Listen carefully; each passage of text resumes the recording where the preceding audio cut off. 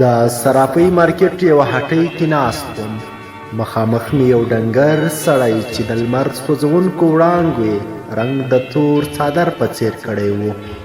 د اړمنۍ، خوارۍ او مایوسۍ ګونځې یې تندي کې له ورایه ښکارېدې. د سوي اسویلیو په ویستلو یې سر وښوراوه او رغبرګه یې کړه چې یو لک یې لا پاته دي.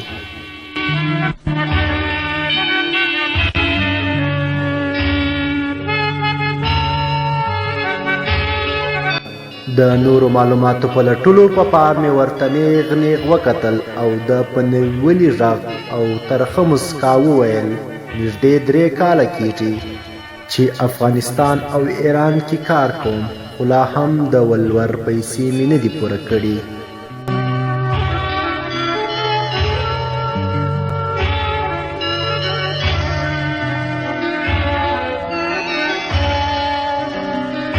له بل پلوه دلته کار موندل د اوسپنې مینې چیچل دي او د ایران په تومان هم اوس هېڅ نه ده جوړه.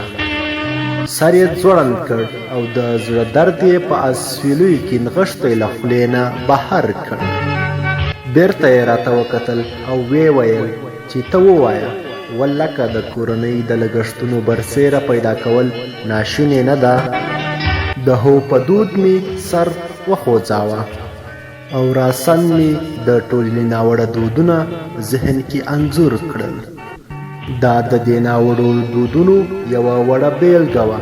ډېر ځوانان مو دې برخه کې حتی د مرګ تر پولې رسېدلي دي.